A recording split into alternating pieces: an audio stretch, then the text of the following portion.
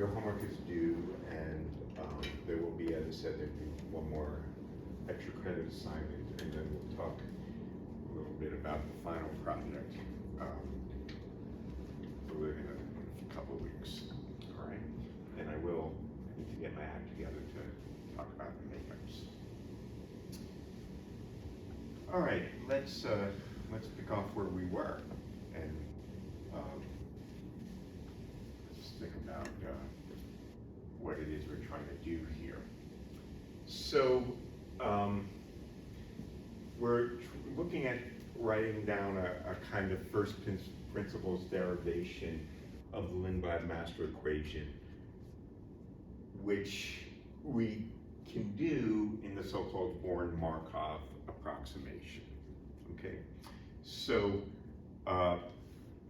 the key idea is that we coarse grain the time evolution, and so we never can get an exact irreversible equation that shows dissipation and decoherence, because information in principle is never lost. We lose information because we throw it away and assume that that information, for all intents and purposes, is lost. Okay? So that's a number one piece of this approximation, and we do this by coarse graining the dynamics under the conditions that there's this extreme separation of time scales. So importantly, there's a time scale that's associated with how the system and the environment are correlated with one another, and there's a time scale associated with how the system and the environment interact in such a way that it causes the system to relax and generally come into equilibrium with the environment. And the whole story here involves this broad separation of these timescales. Okay? It's only valid under certain conditions. One condition is that the system-environment coupling is weak, in the sense that the interaction energy that describes interaction between the system and the environment is a weak interaction compared to whatever the internal dynamics of the system itself are.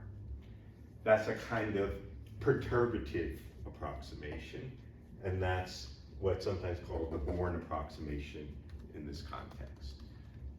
The other part of it is that the environment is big, and it has many degrees of freedom, and in the sense that its dynamics are extremely rapid in its way that it's interacting with the system compared to the time scale over which the system changes.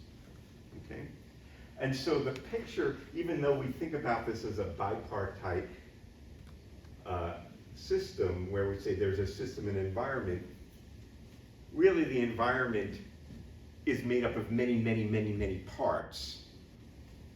And we should think about that in terms of the dynamics of the environmental degrees of freedom interacting with the system in some time intervals, such that in every new time interval, the system and the environment are uncoupled from one another, and a fresh copy of the environment comes in. Okay, so we discussed that in terms of, the examples. For example, if we have an atom interacting with the vacuum, we can imagine that there's little wave packets of vacuum fluctuations that pass through the atom, interact with the atom, and that's extremely short time. And then the next wave packet comes in. Each time that little temporal mode interacts with the atom, It very, very slightly changes the atom state because it's over a very short time scale. So it's very short compared to the time in which, say, the atom would spontaneously emit. But that time scale is going to be long compared to the time at which these delta t's that we're going to take are big compared to the time scale over which there are correlations that are retained. So that's sort of the underlying structure of the whole approximation. And with that, we then can just look at the time evolution of our system in the usual way. The system and the environment are coupled together through some system-environment interaction. They're uncorrelated in this time slice, and after each time slice, we say they're uncorrelated again, which is what makes this a CP map. Otherwise, it wouldn't be if they remain correlated, right? And the approximations are most easily made in the interaction picture, in which case the time evolution operator is written in terms of the interaction picture.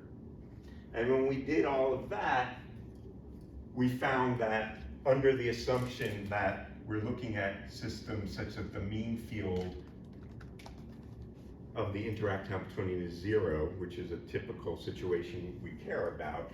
If it wasn't, it wouldn't change things much. We find that the lowest order correction to the evolution is second order in the interaction Hamiltonian, and this is the expression we got, okay? So this is a general expression you'll see in textbooks for, writing down the master equation from first principles in the Born-Markov approximation. It doesn't say what system we're talking about. It's saying there is a Born-Markov approximation, there's some interaction, it's a weak interaction, everything, all the approximations we made are good, and then we can go to town from here, okay? So we looked at this for the case that we looked at the case of a two-level atom in the vacuum.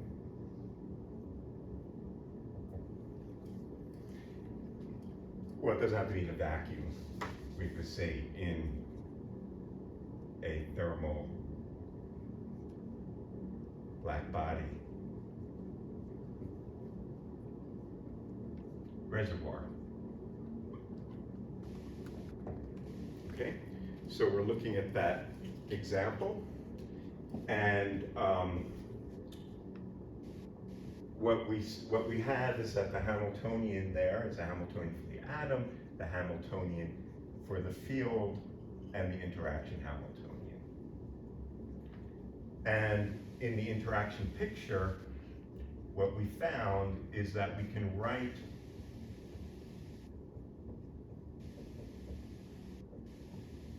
the interaction Hamiltonian in terms of a coupling to a reservoir operator.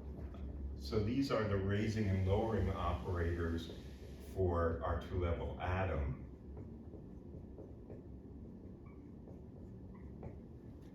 And where our F here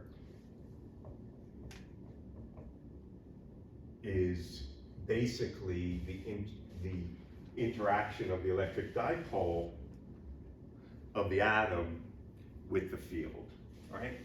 And we wrote this as H bar G sub K and lambda A or mu. So when you say black body reservoir, is that? Of photons. Photons, yeah, so it's Yeah. a black body emission. So the fact is, I'm sitting here, I have my two-level atom.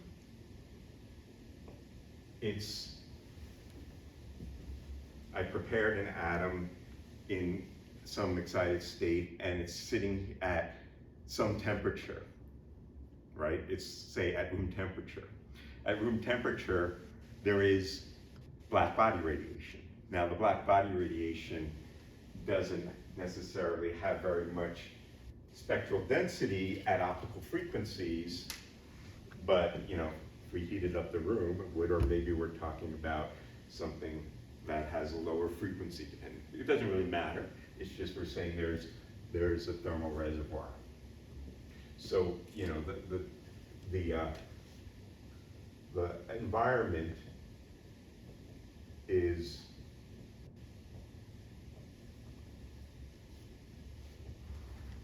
in a thermal state, right? And that thermal state, we remember, we can write in terms of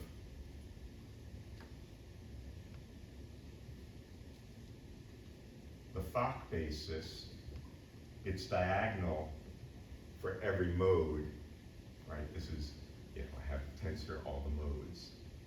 Every mode is in the thermal state with a certain mean number of photons that depends on the frequency of that mode, and that's the Planck spectrum, right? So every mode of the environment is in a thermal state, okay?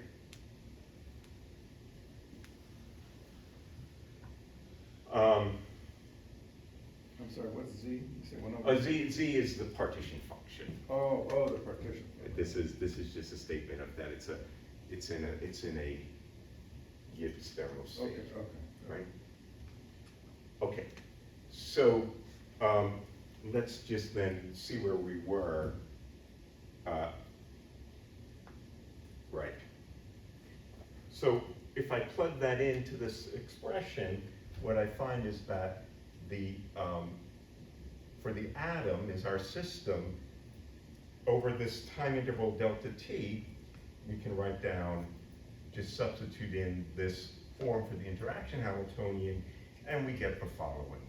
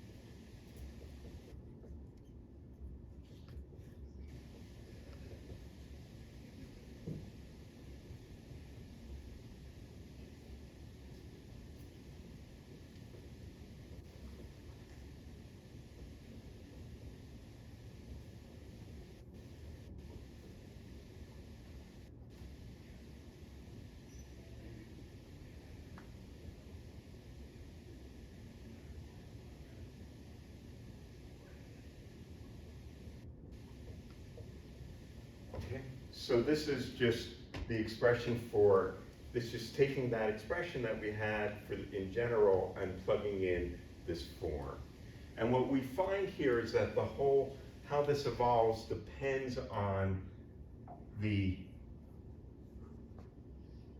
so by the way, this operator F is sometimes known as the reservoir noise operator. It's called noise here because we're assuming that the reservoir is something like a thermal state, which means that it has thermal fluctuations, but it also has vacuum fluctuations, and the noise in the reservoir is what's driving the dynamics. And the whole story of how this evolves in time depends on the temporal correlations. The temporal correlations between the fluctuating reservoir is what is ultimately causing the change in the state, okay? And the sigmas are the polyspin matrices? Yeah, they're sorry, the raising and lowering operators as we Okay. think about for our two-level system. Oh, okay, got it. I'm sorry. Okay. All right, so this is something that we studied last semester when we looked at the Wigner-Weisskopf approximation.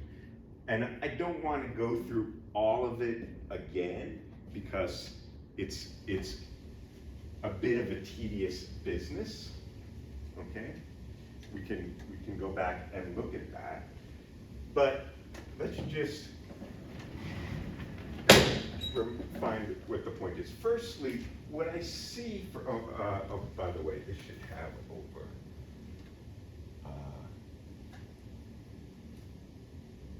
Yeah, this is, let me just make sure.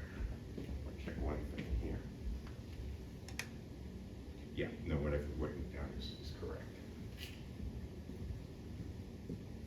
So, you know, if I divide this by delta t here,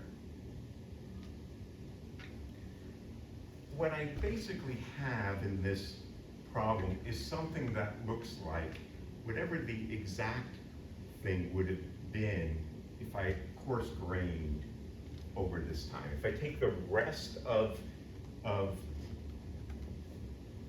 the integrand that's not this part, it's a kind of coarse-grained version of this. That coarse-grained version of that is really some kind of kernel function that depends on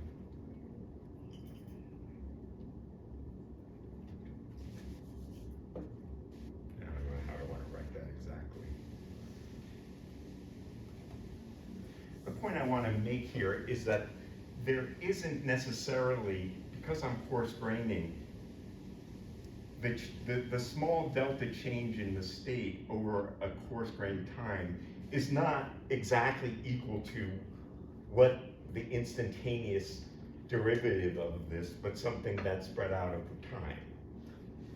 The Markov approximation, which is the most important part of this approximation, is related to this. That the correlation time with the reservoir is effectively 0. So if I write this correlation function as some, I'll call this K anti-normally ordered, and this K normally ordered. It depends only on the, as we will see, if I plug this in, it will only depend on the time difference between T and T, or T prime and T double prime. We can kind of see that from the form of this noise operator. And the question, but if we look at this function as a function of that distance, what we'll find generally, if I look at the real part of it, is that it has some finite extent. That finite extent will be related to the correlation time of the noise with itself at 2 different times. The degree to which this thing approaches a delta function is the degree to which I have the Markov approximation. And the degree to which this approaches where this thing goes to 0 is equivalent to saying that the spectral density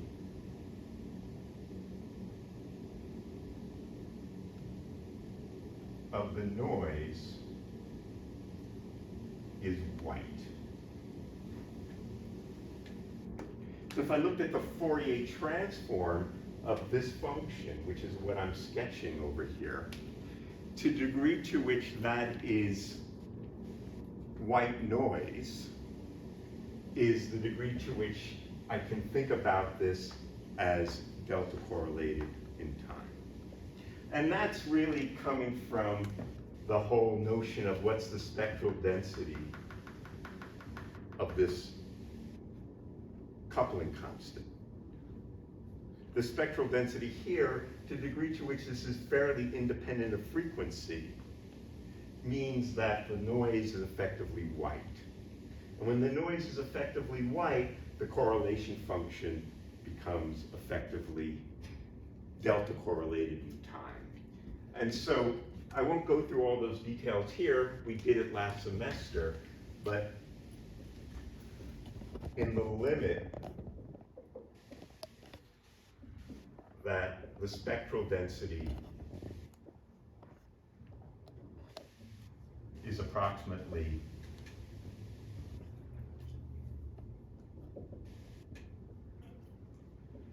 white noise, we find that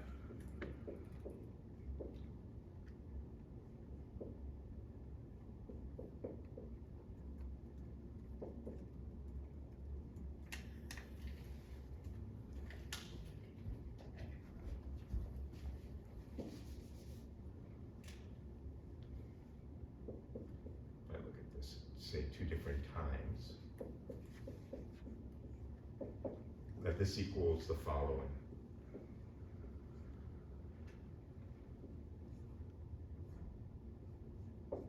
The real part of it. And the imaginary part, I'm sorry, the real part of the anti-normally ordered guy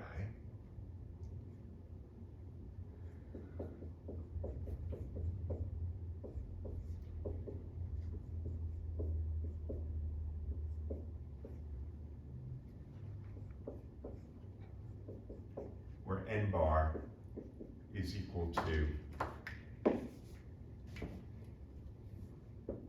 n bar at the resonance frequency, and gamma is the Einstein A coefficient.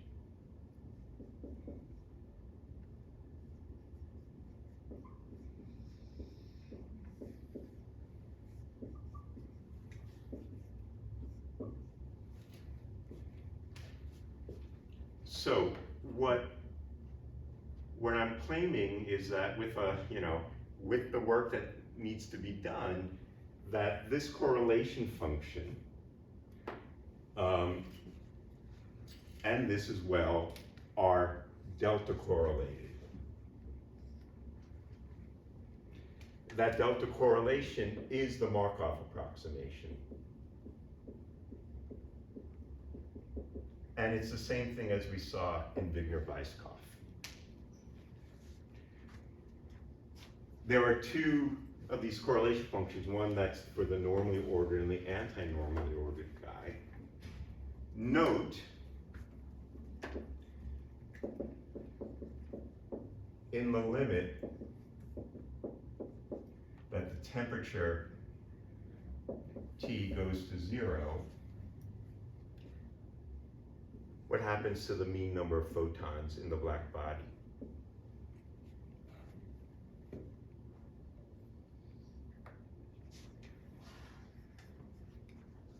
If I was at 0 temperature? It also has to go to 0. It goes to 0.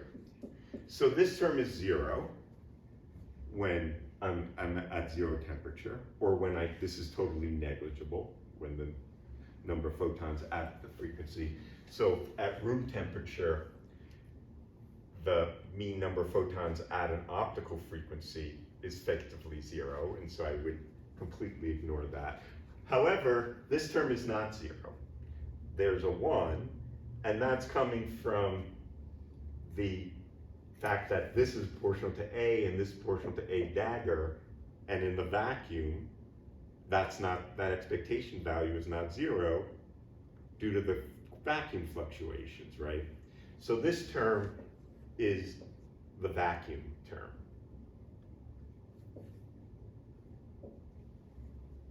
Okay. So when I plug that back into this equation and I take the limit, I find the following. So in the limit, delta t goes to 0, which means that it's very small compared to the time evolution of the state, but nonetheless a coarse grain, I get the following equation.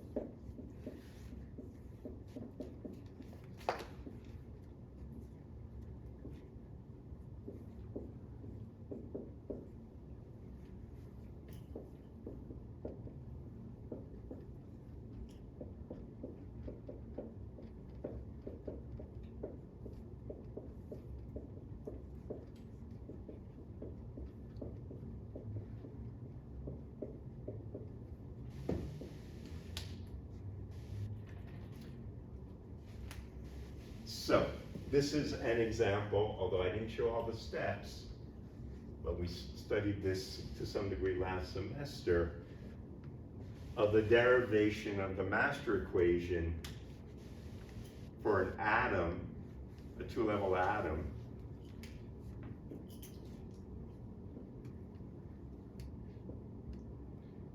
in a photon blackbody bath.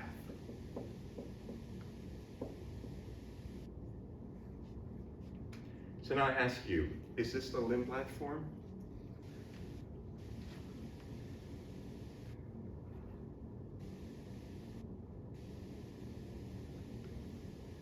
What do you think?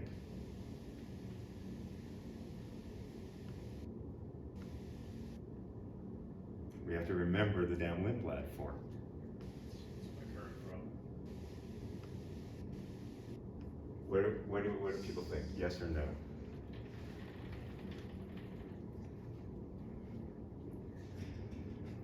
Well, what's the Lindblad? Let's write down, because we better know that. Let's write down the Lindblad master equation. So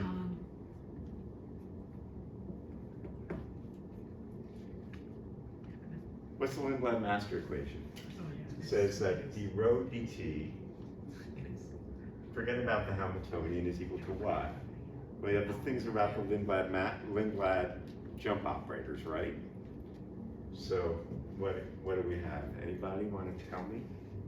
So I'm not feeling like I'm totally alone in this room, although I'm getting more and more. L dagger, L rho, and rho, L dagger, L. Yeah, so we L got, dagger, rho, L, and I forget the coefficient. right, so we get a half, and then we have the sum over all the L's. We have the anti-commutator of L dagger L with rho plus L rho L dagger. This was related to the imaginary part of the Hamiltonian, and this was the refeeding term. So now I ask you, this guy means L dagger L, rho plus rho L dagger L. Right? Is this the Lindblad form? Yes. What are the Lindblad jump operators? You're gonna get sigma minus and sigma plus with those, With coefficients. So I have one here that I'm going to call L emission, which is the square root of gamma n bar plus 1 sigma minus, and L, something called L absorb, which is the square root of gamma n bar sigma plus. That is the Lindblad. There are two jump operators, one associated with something that lowers the atom, takes it from the excited state to the ground state, and something which promotes the atom, raises it from the excited state to the ground state. So there are two jump processes in this case. Of course, when n bar is 0, this term is 0, and we only have the top term. So what are these processes? How do we understand what these processes are? Remember that the rate at which I say absorb, I go from the excited state to the ground state, or the ground state to the excited state. How do I calculate that from the jump operators? Well, you remember, maybe, that it's the sum of the squares of the matrix elements of the jump operator. So this is going to be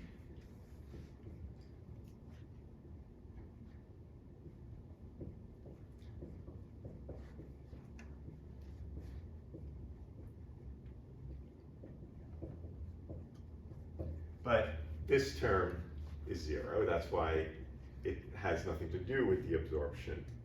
And it's this term. And what's the square of that matrix element? Well, the square of that matrix element is n bar times gamma, right? And then we have the rate at which I emit and go from the excited state to the ground state.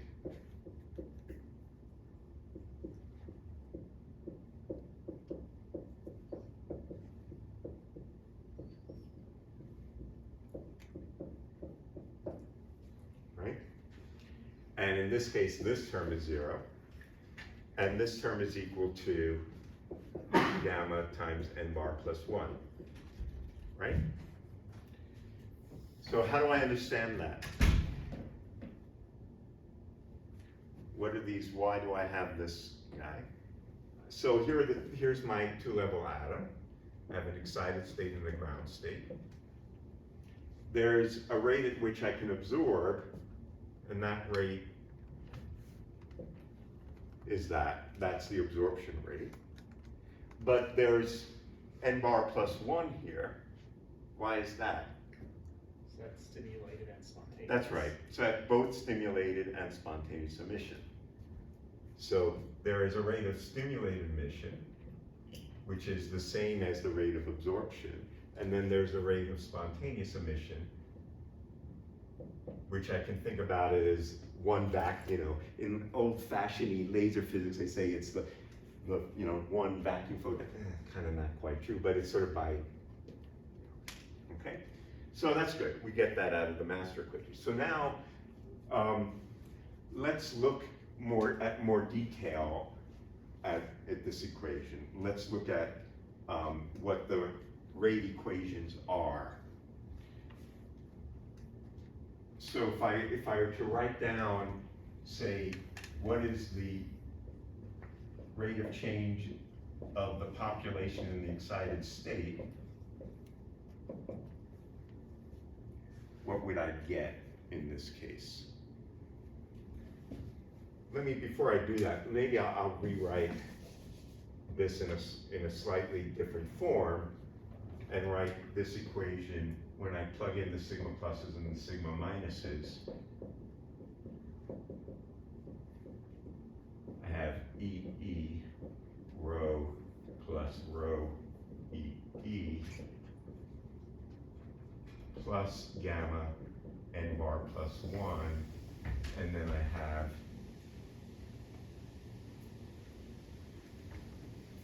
G rho E. That's the first term, right? And the second term is minus gamma over 2 n bar GG rho plus rho GG plus gamma n bar EE GG.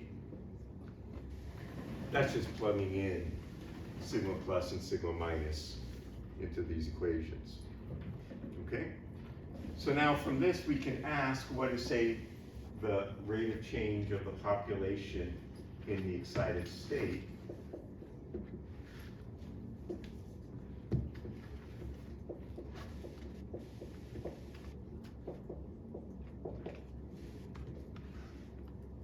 We get decay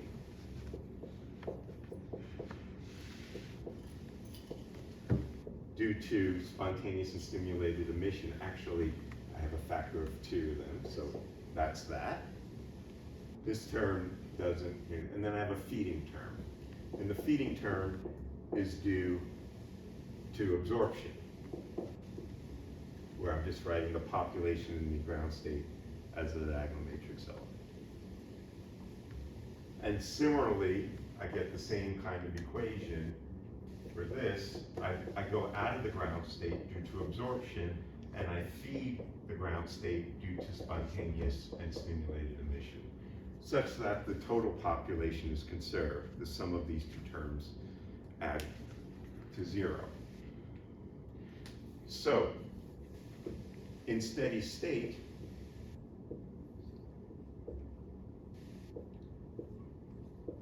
state is no longer changing.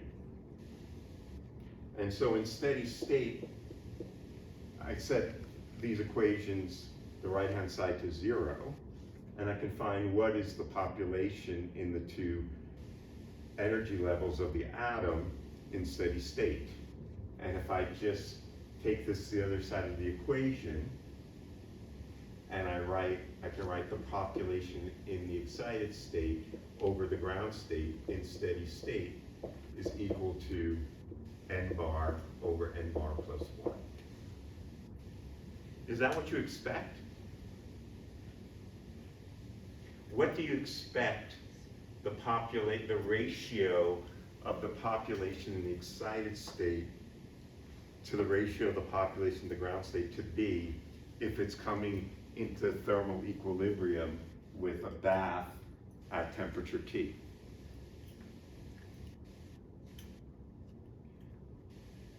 Forget about this. If I said I have a ground state and I have an excited state. It should be e to the minus energy difference over t, right? E to the energy difference, which is h bar omega Eg over k Boltzmann T. That's what it should be, is it? The answer is yes, because n bar is equal to 1 over e to the h bar k Boltzmann T minus 1. That's the Planck thing. Add 1 to it, do that, you get this. Okay, you do the algebra. So as expected, it comes into thermal equilibrium, and you'll have, some population in the excited state and some population in the ground state, and the ratio of them is determined by the Boltzmann factor.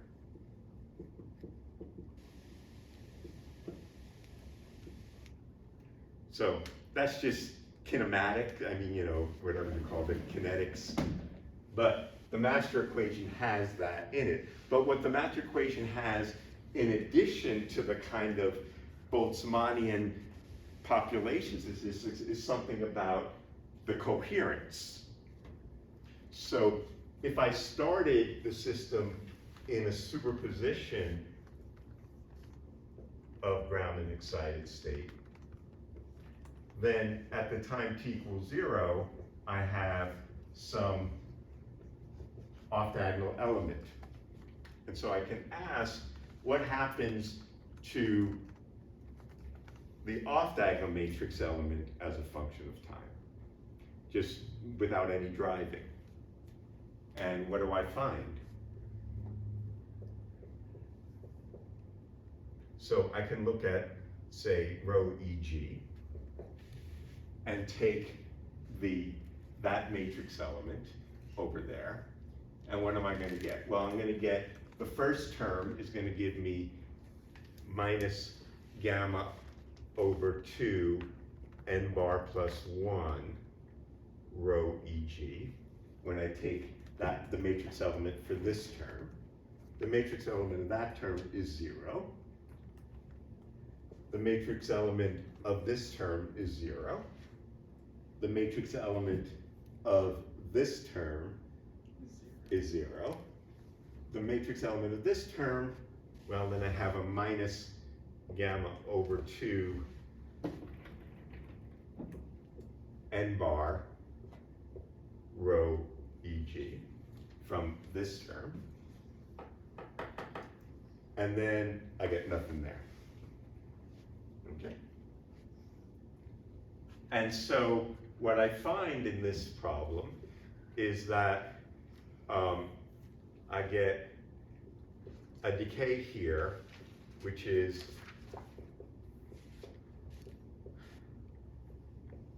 looks like that, right? And what it means in this case is that the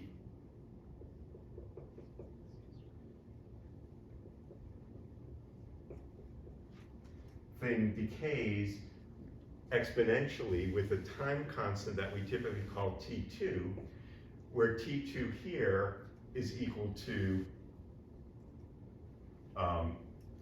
2 over gamma 2 n bar plus 1. so we get a T2 time, which tells me that coherence, is this why is the coherence decaying at all here when there's no kind of dephasing noise? We just have population decay.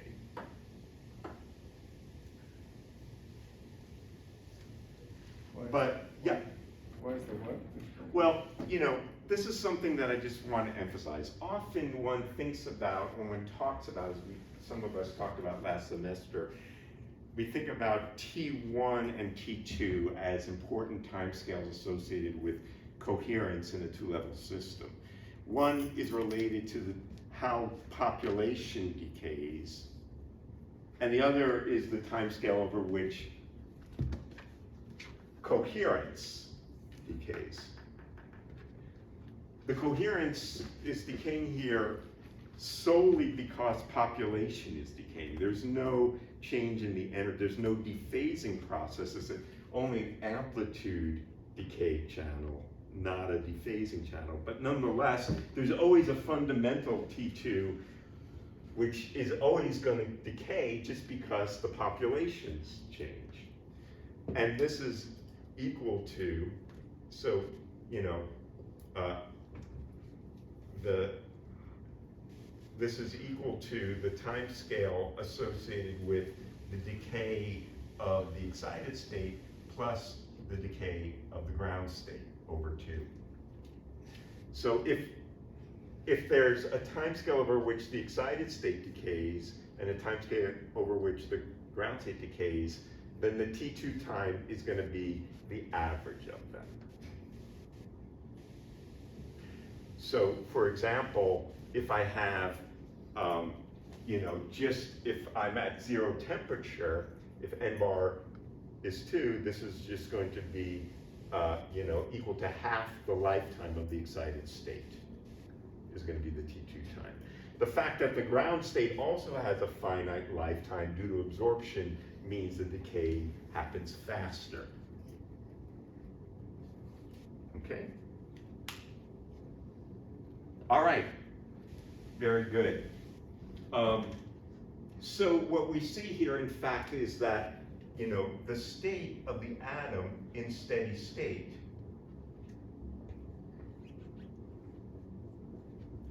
becomes a thermal state.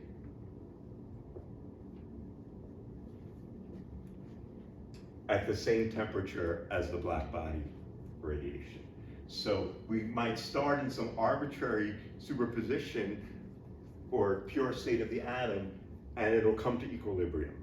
And it'll come to equilibrium at the temperature. If the temperature is 0, well, then that's a 0 temperature, which means it's in its ground state, and the thing will decay to the ground state, which to good approximation might be true.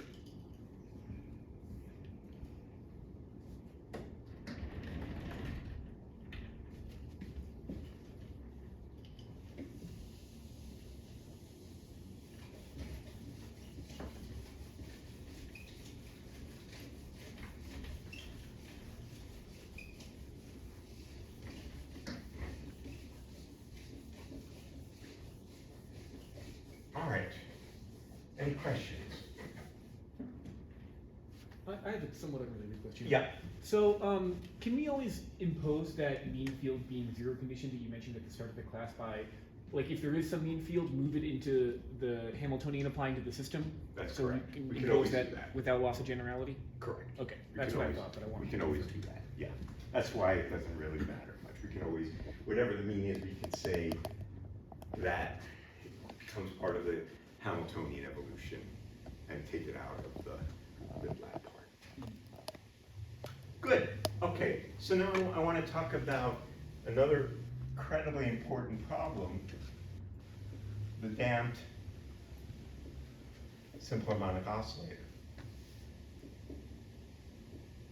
Keeps on coming back to us. It is, it's critical.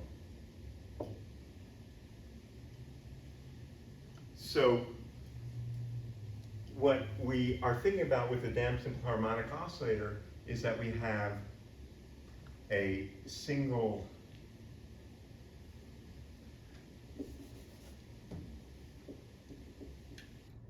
mode boson, which is a simple harmonic oscillator. Okay? And the single mode boson is coupled to a reservoir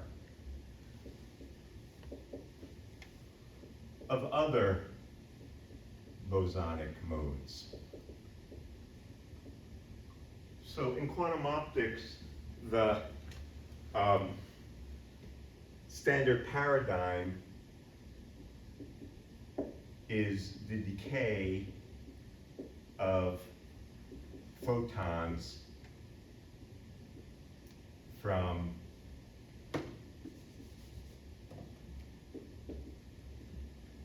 a cavity. So I might have a cavity, like an optical Fabry-Perot cavity. I might have some particular mode that I care about. It's at some frequency, and I'll call it omega naught. This is the particular frequency of the particular mode I care about. There's creation and annihilation operators associated with putting photons into that mode, but it's not a perfect cavity. And in particular, we'll imagine that energy can leak out. Let's say it's just transmission. Okay, you could also think about it as absorbing into the cavity mirrors through, degrees of freedom associated with the vibrations of the cavity, of the mirror. But let's just, for simplicity, just say that there's some transmittivity. And so there's a beam splitter, right? Now, there's all the traveling wave modes, which I'll call B sub k. So there's a continuum of modes into which this one mode can decay. So it's again the same problem that we had before, where we coupled our two-level qubit to a bath of bosonic modes, in which case the photon in the bosonic bath can fly away, in the same way that we have the continuum of the traveling wave modes into which this cavity mode can decay. And so we could write down, my Hamiltonian as the Hamiltonian for the single mode, the Hamiltonian for all the traveling wave modes, and then some beam splitter interaction that creates a photon in the bath and annihilates it from the cavity. Or I can imagine if there's black body, energy can come in, or maybe vacuum can come in and create something in the cavity and annihilate it from. Where's the traveling waves coming from? Because in the cavity you have the C/2L modes, right there. Yeah, these are all the modes that are not the cavity modes, so the photon can transmit through the mirror, and then they're not resonant. They're just.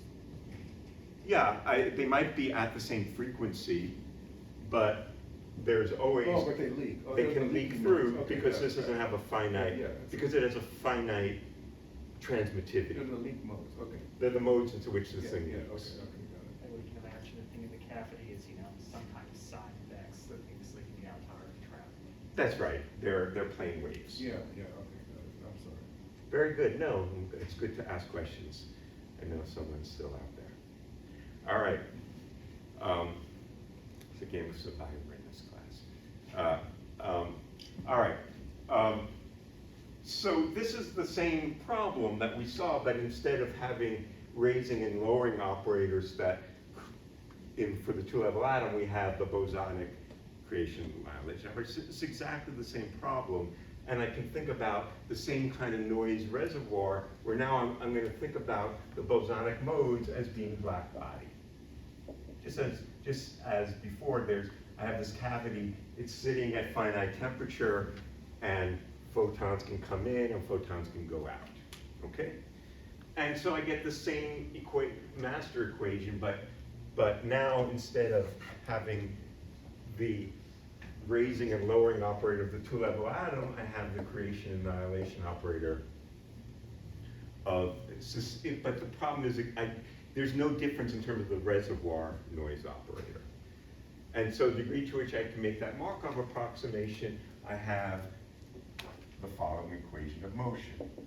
So now I have minus gamma over 2, n bar plus 1, a dagger a rho plus rho a dagger a,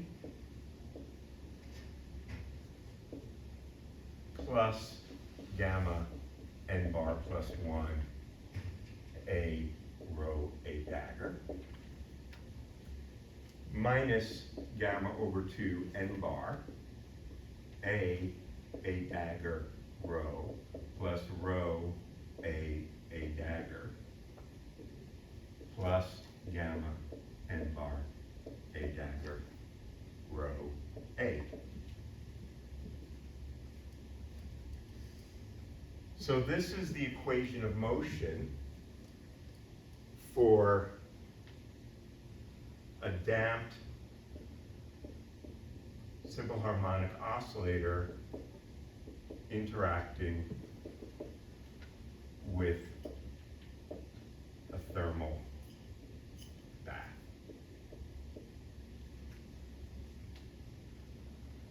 Again, I ask you, is this in the Lindblad form? Yes. In fact, it's the same kind of form that we have in this equation.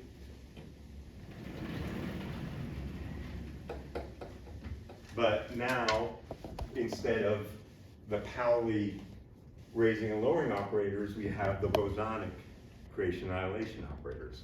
So I have a emission guy, which is the square root of gamma n bar plus 1 a, and an absorption, which is the square root of gamma n bar a dagger. Okay, so let's examine that carefully, because these two things are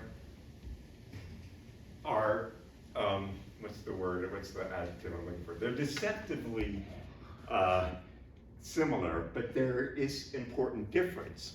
What's different here is that was a two-level system, and this is a harmonic ladder, and that's going to it's going to make a big difference. Let's see how it's different.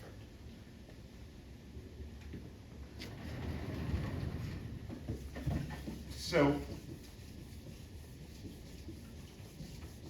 in the harmonic ladder, we can look at the rate equations and the coherences associated, for example, with the levels of the harmonic oscillator, which correspond in the quantum optical case to having n photons in the mode.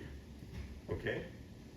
So from the point of view of thinking about it as a harmonic oscillator, we usually think about, the Fock states.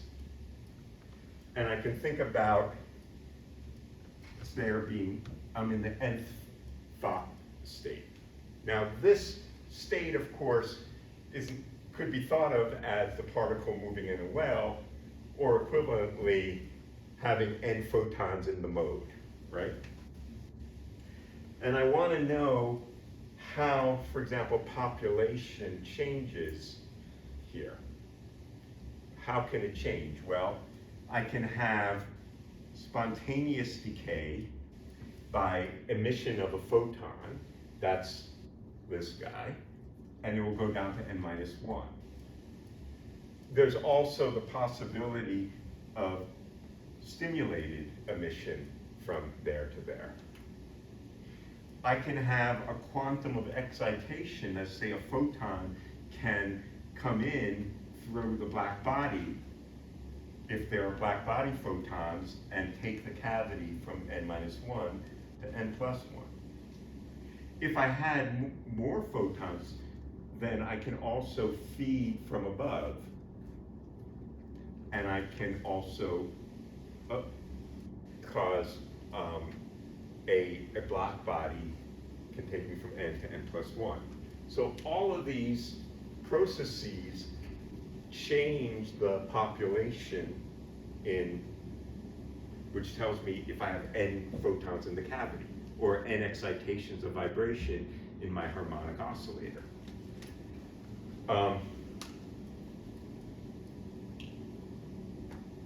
So, I ask you then, so we have to calculate all these rates.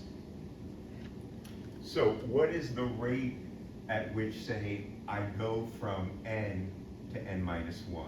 That's an emission process by which I lose a photon from n to n minus 1. How would I calculate that?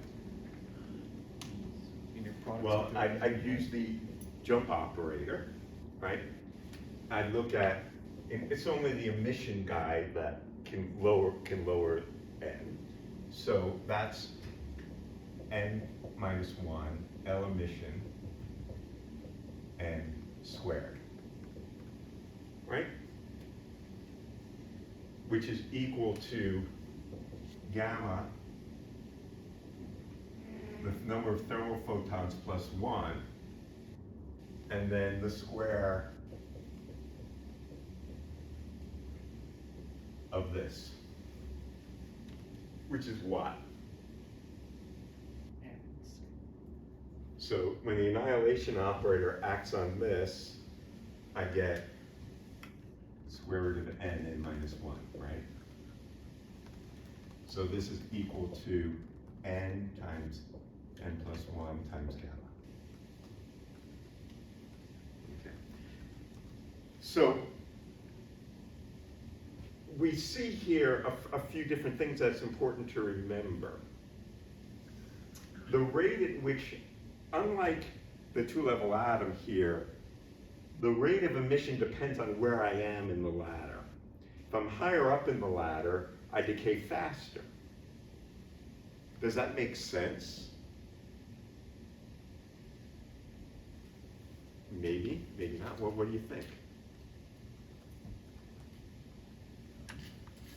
So even if I had no stimulated emission, if I just had the spontaneous emission, what this is saying is that this rate is n times gamma. This rate would be n plus 1 times gamma for the spontaneous guy.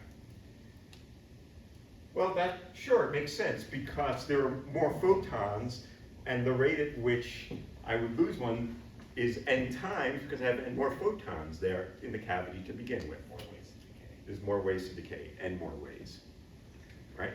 So that's fine. That same thinking gets me wrong when I think of Rydberg states. Oh, that's a different story. It Yeah, we is. can talk about that. It's the same except when it's different. Yeah, that's not quite the same, but yes, that kind of thinking will get in trouble there. Let me make sure I want to get some other things right here. Let's just bring up these other notes. There we go. So, what was I saying? Oh, yeah, right. So let me just, I'm not going to go through all of these guys, but let's just, so then there's the rate at which I absorb.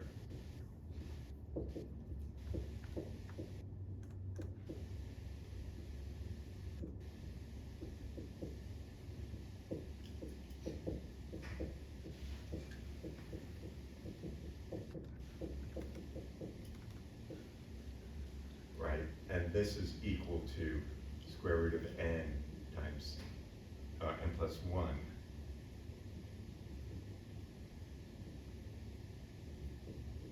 Right? And so this is equal to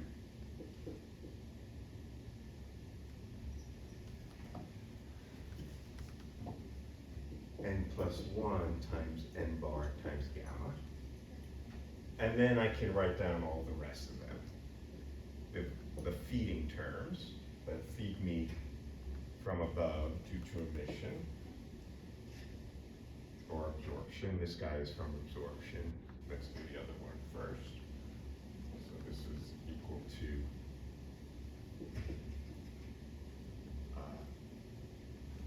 n emission coming from above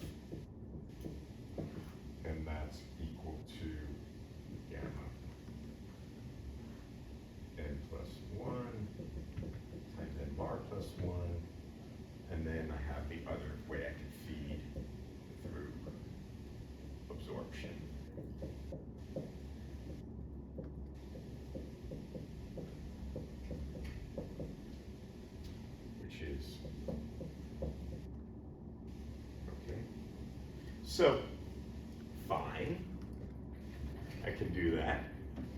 And I could write down the rate equations based on that. So I have all these rates, I can just write them down.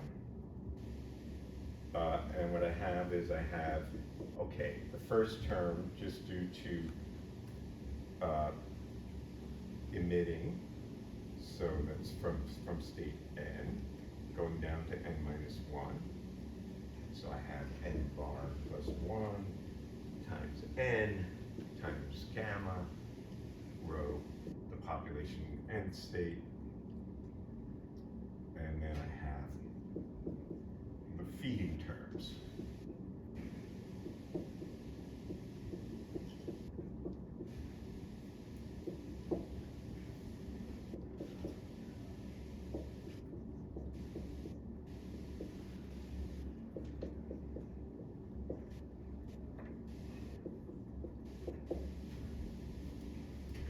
So that's the rate equations that have to do with emission from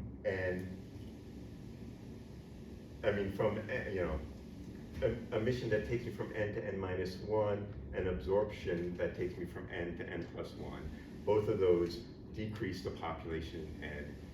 And then population coming from above through emission, and population coming from below from absorption. All of those cause these guys. Now, the steady state of this is more complicated. We have to do it iteratively. But let's just look at the first case. Let's ask the question, what's the population in, say, having one photon in the mode? If I have one photon in the mode, I can decay from this term. I can, oh no, let's look at the ground. I want to look at the ground state, it's easier. Let's ask what's the population in that guy. So then this guy is 0. That makes life more easy. Otherwise I have to iterate everything and I'm too lazy. I don't want to do that. So let's look at the population in the vacuum. Then I have gamma n bar plus 1, P1. I have population can leave the excited state, the ground state, through absorption.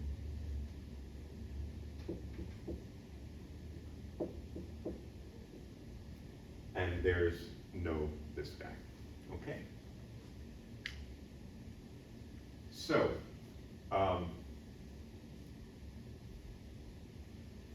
when I now look at the steady state, what I find is that the population with one photon compared to having no photons is n bar over n bar plus 1, which, as before, is the Boltzmann factor. So, and I claim that if I were to iterate this now and take this back in and solve this, that in steady state, the population n bar is n bar to the n over n bar plus 1 to the n plus 1.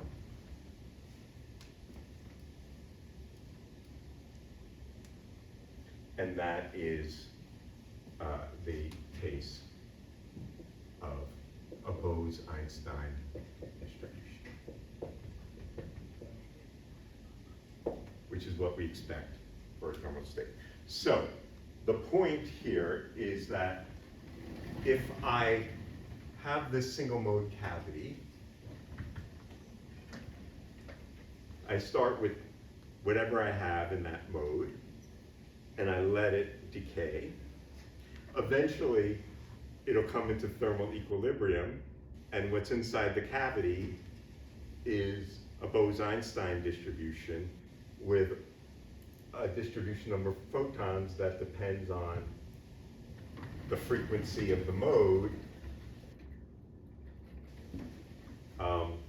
and the temperature of the vacuum, right? Because what we said is that n bar is 1 over h bar omega omega k Boltzmann T minus 1. So depending on the temperature and the frequency, tells me how many photons I have in thermal equilibrium. Okay, so thermal equilibrium, the mirrors are emitting a black body radiation, and that's where you reach the steady state.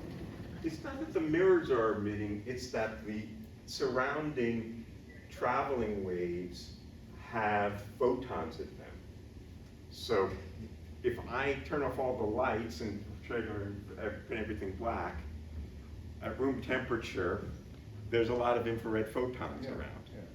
And eventually, even if I start with a coherent field at that infrared frequency, it's going to leak out, and all of the black body photons that are all around the room are going to leak in. Oh, okay, so it's the whole environment. It's the environment, it's not the mirrors themselves, Yeah, it's, okay. it's the fact that there's all of the modes of the electromagnetic field around have photons in them at this temperature, and eventually it will come into thermal equilibrium, Okay, got it. right? Okay.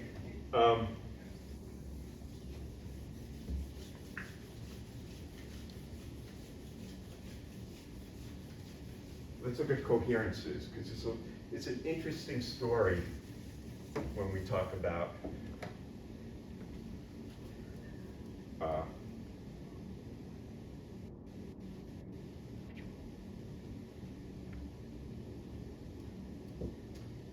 right.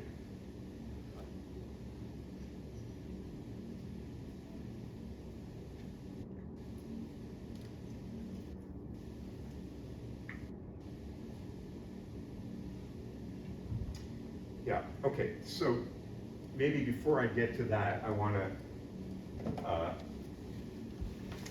say something more than just about the elements of the density matrix, whether it be the diagonal or off-diagonal elements. I want to look at the time evolution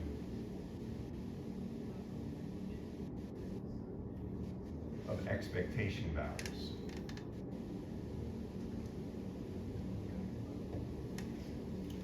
Okay, so let's say that I wanted to know how the expectation value of some operator evolves as a function of time when it's driven, when the dynamics is given by the master equation. What we know about this is, I can write this, it's going to have a term that's going to be, okay, so in the Schrodinger picture, this is equal to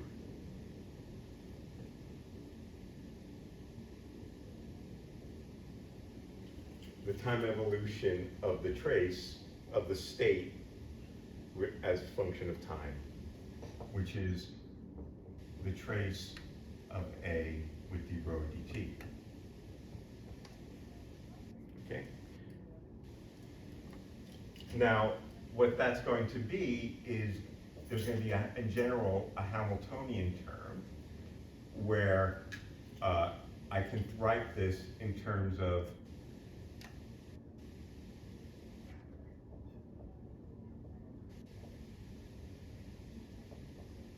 so that's the Hamiltonian evolution, which I can also write in the Heisenberg picture if I like, into the observables evolving in time in the state.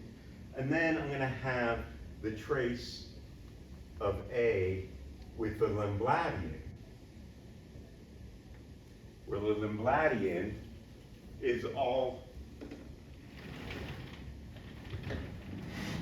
this stuff.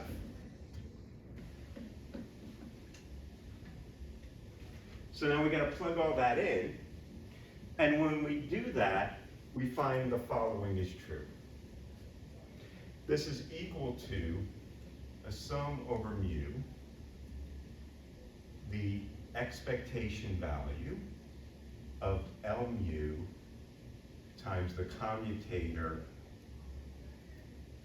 of, let me see, I gotta get this right. dagger.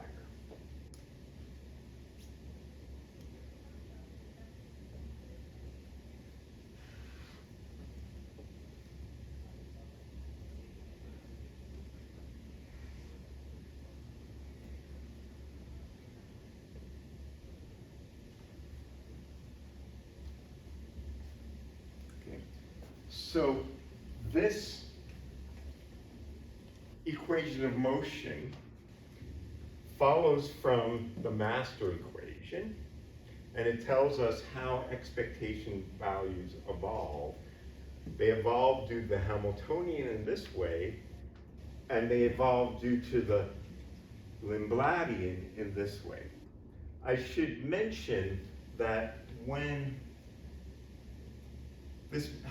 there are cases where the Lindbladian happens to be a Hermitian operator. That's not true for either of the cases that I just looked at. Then this takes the form of the double commutator. That's a form you'll often see for the time evolution of the observable in terms of the double commutator. That's true when this is Hermitian, but if it's not, it's more generally of this form. Okay. So what I want to conclude with is two things. Let's ask ourselves, how does the mean number of photons change when I have this decaying cavity? I start with some mean number of photons. How does it change? Well, we have to take these commutators, where we have the two kinds. We have my observable here is the number operator, A dagger A, and the jump operators are either A or A dagger. You do the commutators. It's tedious. You do it. It's not that tedious, but I'm not going to do it. And you get the following.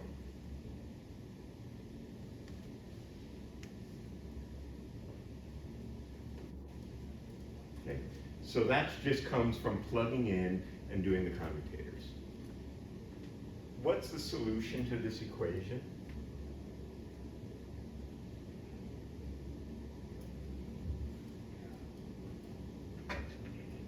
Decay to the steady state. Yeah. So it's got a decay to steady state. So we know that at time, whatever the initial thing is, goes away. And the steady state is what? In steady state, this equals the thermal number. And then everyone should be able to write down the solution to that differential equation. Okay. So whatever the mean number of photons it is disappears, and eventually it will become, in steady state, the thermal distribution, the Bose-Einstein distribution. Okay. I can do similarly. I can ask, how does the mean field change? Okay. And I get the following. The Hamiltonian gives me this term, and then I get gamma over 2 times this. What's the solution to that equation?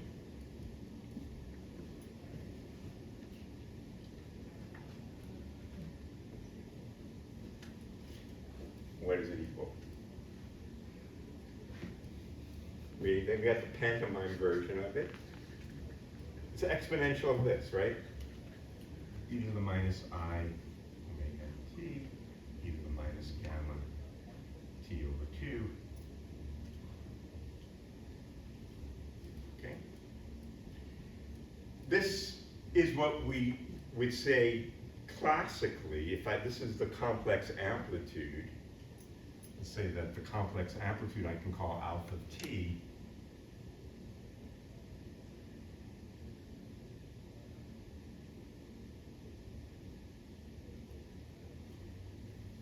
As Cole was pantomiming, it starts with some mean field, we get a spiraling in to the origin, right?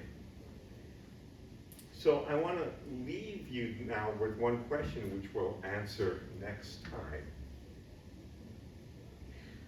How does this make sense? Because one of the things that we notice here is that the rate at which this mean field, which depends on the coherences, right? I mean, this thing is related to the off-diagonal elements of the density matrix, right? Because I create a photon or annihilate it. So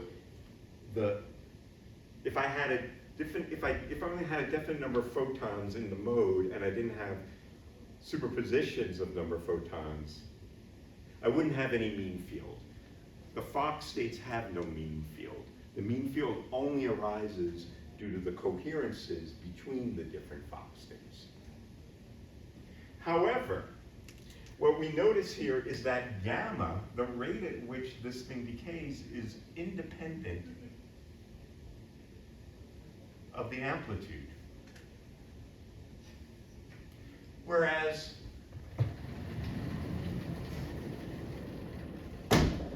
here, we saw that the different energy levels decayed at different rates. That if you were higher up, that meant you had more photons, more waves, not the Rydberg wave, and that meant that that level decayed faster.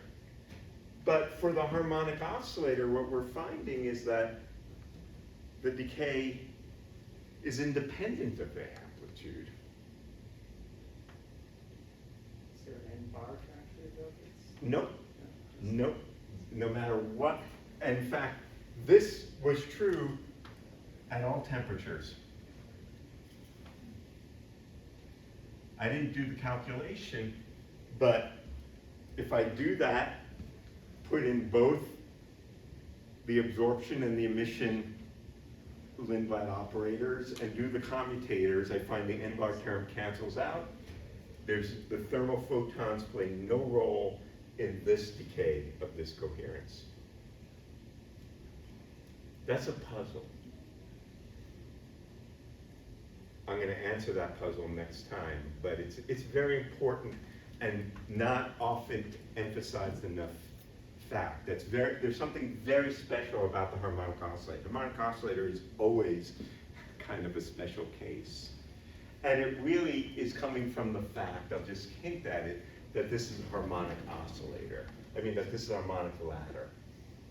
And it has to do with distinguishable versus indistinguishable processes that we wouldn't see in an anharmonic ladder. If we had an anharmonic oscillator, this would not be the case. We would find that this decay would depend on the amplitude. And so to be continued.